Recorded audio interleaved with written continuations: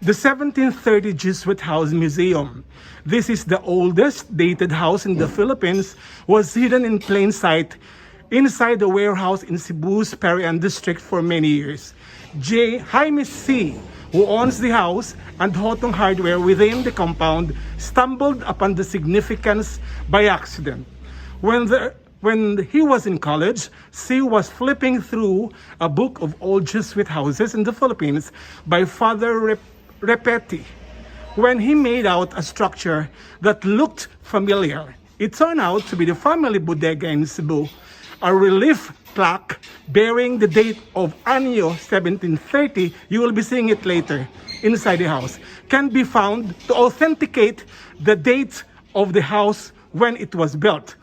Can be found inside the wall above the main house entrance door. The house served as a provincial headquarters of the Jesuit missionaries before their expulsion. Remember, in the history, the Jesuits were expelled from the Philippines. That's why the University of San Carlos have to change their name because it was previously owned by the Jesuits. Let me get back. It became a provincial headquarters of the Jesuit missionaries before their expulsion from the Philippines in 1768. C's father bought it from the Alvarez family, who had it since the late 19th century. Don Jose Alvarez, the family patriarch, at one time leased the house to Cebu Governor Sergio Osmeña. You will be seeing a room there, a conference room of Sergio Osmeña, who used it as a meeting place for the elite. Now, let's go inside the oldest house in the Philippines, the 1730 Jesuit House Museum. Okay. So welcome to the 1730 Jesuit House. This is considered to be the oldest dated house here in the Philippines. Yeah, this is the azotea. Okay. This used to be the relaxing place for Jesuits before. Okay. Because that area was a garden.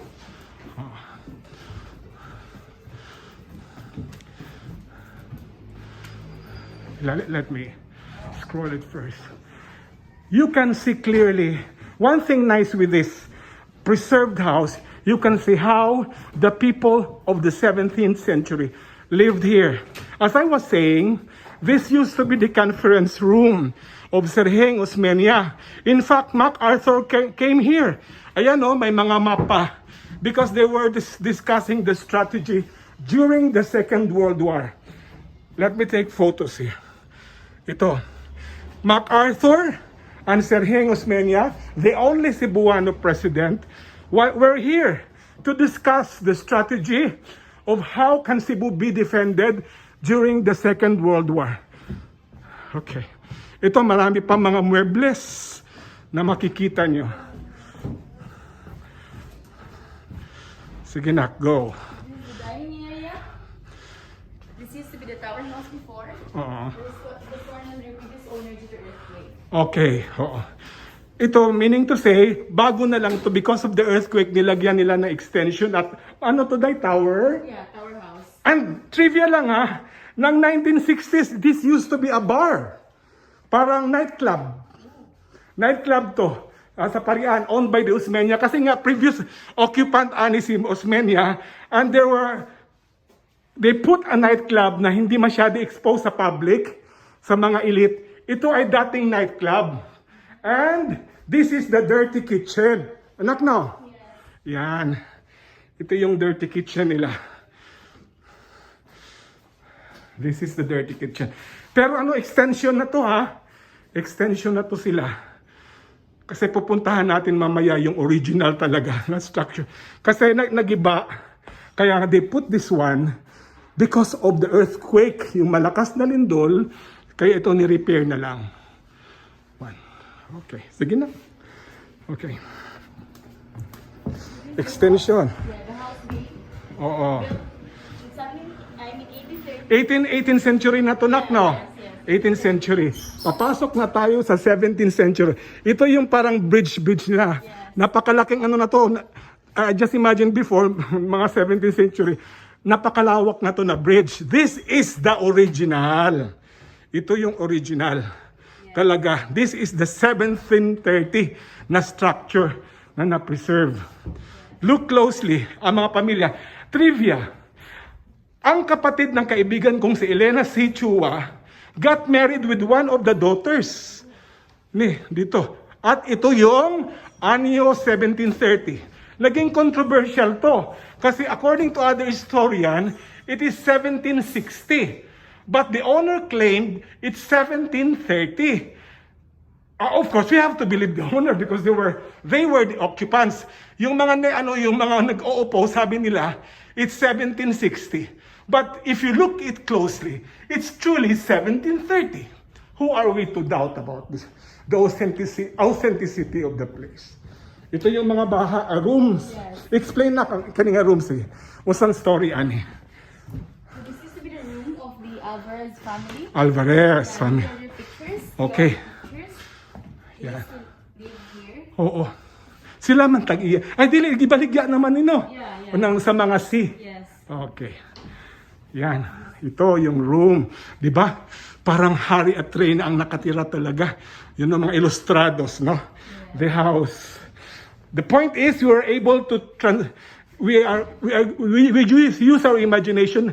Life, what is all about? Adobe to, ha? Tingnan nyo yan, ha? It glued ng egg white. Walang ibang chemical to. Egg white to. Na sustain ang lahat ng earthquake, ng lahat ng calamities. What combined together is the egg white ang ginamit nila.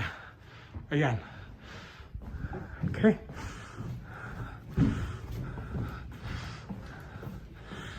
Tingnan mo na. Could you please explain to us kani mga pictures, Nak? Yeah, these were the previous owner of the house. Oh, katong The Alvarez family. Alvarez family. Don Luis Alvarez. Okay. And when they knew that this city was open to public, Oo. here, So nilagay na, ito na ang owner ngayon. no, they continued to have a reunion. Okay. Nag-reunion sila sa mga, okay. These are the Alvarez. Yes. And, ito na. Okay. Ito na to mga surviving years of the Alvarez family. Ito sila. Sila talaga ang original. Ang dating may-ari na Montebello, ang mga Alvarez family. The previous owner ng Montebello Hotel, ang Alvarez family. Okay. How nice, no? Cebu has a very rich culture. Okay, go. So we have your collection, the present owner. Oh, It's okay. under maintenance, you know. Oo. Wag yun siya nadaot sa katong bagyo, no? It withstood talaga, ha? Ang structure. This is the structure of the house, the roof. Oo. It's a Chinese installed roof. Okay. Called on pagodas. Oo. Yeah, and it's made of clay, or it's Oo. the one we call it plantisa. Tisa, made of tisa. Ito may mga ano na siya, mixture, pero na-retain pa rin yung mga wallings ni Even the glass, it's Oo. original from 1730. 1730 na mga glass. That This is the one. structure of the 1730 Jesuit house. As you can see, the post is from the ground to the ceiling. Okay. This is the wall. Okay, that's the Yeah, wall. and the windows is like a butis type windows. Okay. It's original from 1730. Okay. Ito, jukebox na to sa ano na, early 1900s na to. Ang what is amazing talaga yung post niya at saka yung wall. Ito original to. Ito original yan. Yeah, it seems like a dirt or a rust, Oo. but actually it's a flower painting. Oo. And as you can see, there's a flower carving there. Oo. Ito, may ipagpakita ako sa iyong frame na magic. Magic. Pagkunan mo siya, ano sa to explanation gani nak? Pagkuanin mo siya picture, With a flash, with a flash, lumalabas po yung kulay. lumalabas ang real color niya. We'll take photo later on. Mga kalakwatsera, pag kunan ko to ng picture by using a flash, iba ang kulay. But take note ha, review the video at ipapakita ko sa inyo ang difference. Oh, this is the image of Señor Santo Niño. There you are. Ang maganda lang dito, na-preserve yung importante, ang detailed na wall, ceiling, na-preserve talaga nila. Okay? Where else pa? There's another room.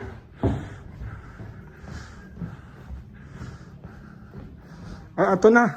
Yeah, just know that the things you can see are not original. Oh. Only the structures of the house are original. Yes, Nothing. oo. Ang structure na lang ang na-retain Yes, talaga. Okay. So this used to be the main entrance of the house. Okay. This one Oo. is the main arch. And here there's the Jesuit seal. Over there. The Jesuit? Seal. Okay. Ang seal. Okay. Justifying that this house is a Jesuit house. Just, Oh, be careful, sir. that's the... Okay, let me check. Ayan. Ang seal niya. Just to authenticate na isa siyang Jesuit house. Yeah. And these 3 stairs are the original stairs. Okay. Ito. Yeah. Ito ang original stairs niya. 18th century na to na. Yes, but this one, it's from 1730. 1730. Yeah, the crossstone. Oh, ang coral stone are 1730. So, ito yung museum. Ang Sugbo Gallery. This is not the history. Oo. And the Jesuits. And the history. Yes. Ito.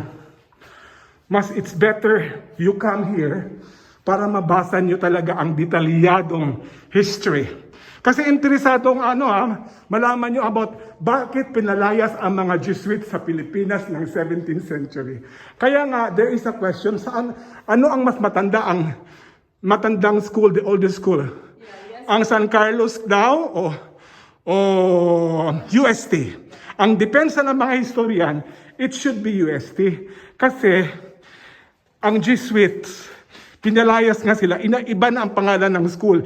San Alfonso ata, the original school, a name of San Carlos is San Alfonso.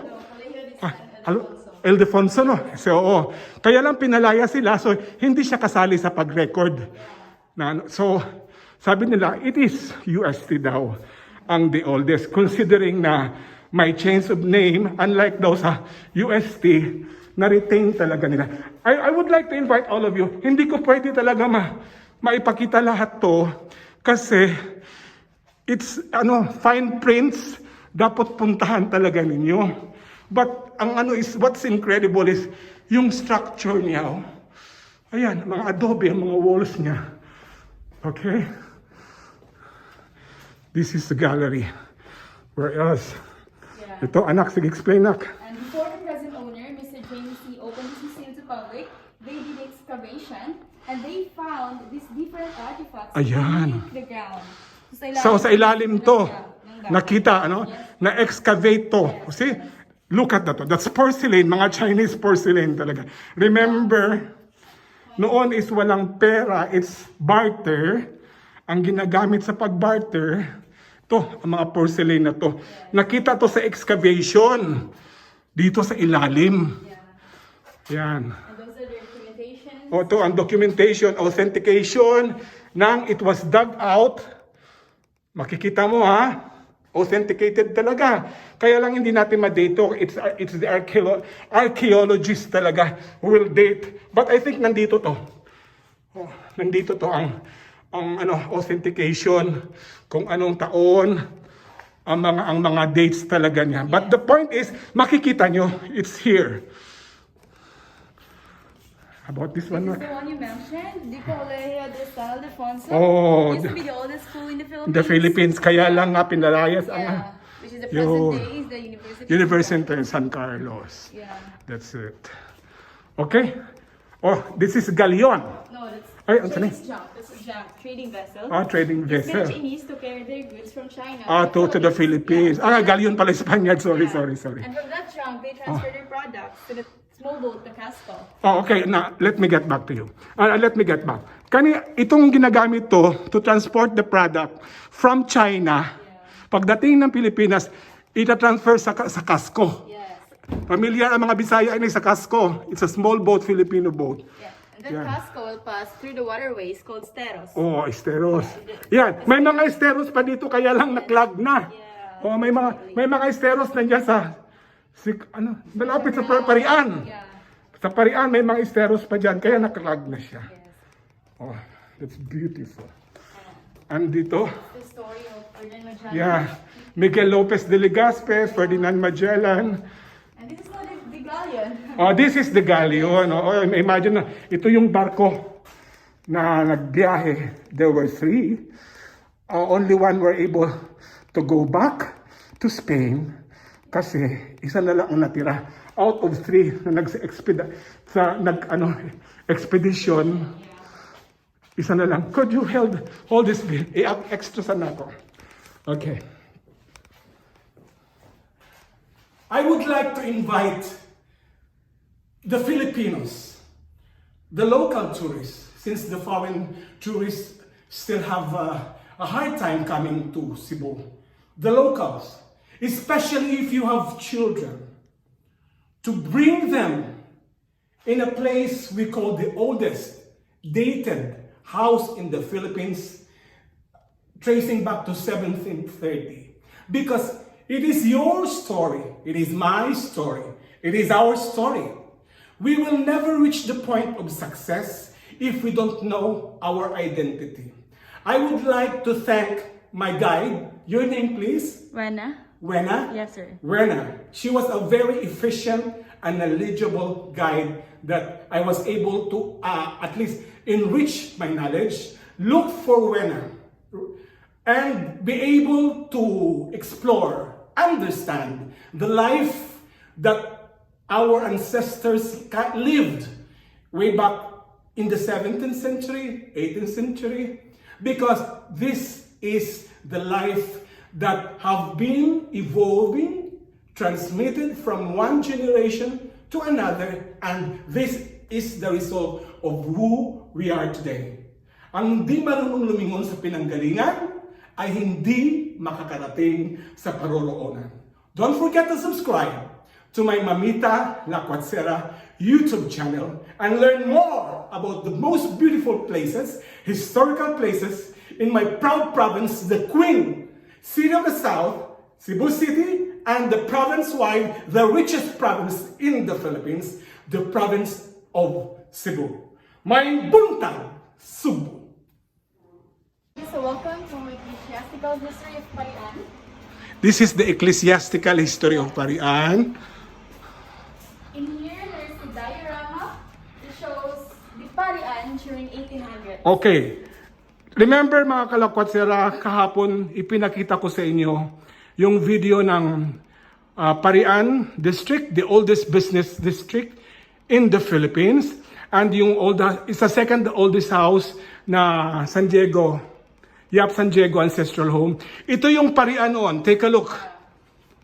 Ito, this is Parian District before. Kaya maraming mga old houses dito makikita. And one of the oldest houses nga is the San Diego house. And of course, the oldest house, the 1730 house. Ito yung Jesuit House Museum. This is the 1730 Jesuit house. It consists of two houses. The house A, which Okay. is built in 1730, and the house B, the small house. Ito miniature na design ha, yung atong yung pinasok natin kanina, ito yung miniature niya. Nasaan dito kaya ang San Diego? Wala no. And that one, ano ang simbahan niya ng? That used to be the most beautiful church in Cebu. Okay. Iglesia. Wala na. Wala na. It was Okay. demolished. Okay. And now the fire station in Oh, of course, yeah. It is now the fire station. Yes. So yung yung previous structure pala before the fire station was a church. Yes. Okay. And that's the demolition story. Oh, that's the demolition story of Iglesia de San Juan Bautista, formerly the most beautiful church in Cebu. Unfortunately, it was demolished and now become the fire station. Ito na siya ang fire station. Okay. What else? Wala na. Yeah.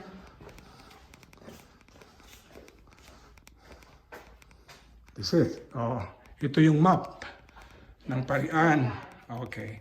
So, again, I would like to invite all of you to visit the Jesuit Museum House, the oldest dated house in the Philippines, to learn about our history, the Philippine history, the rich and vibrant history of our beloved province of Cebu, and of course, the Philippines. Because ang storya ng Cebu, the birth of Christianity, took place in the island of Cebu. Thank you.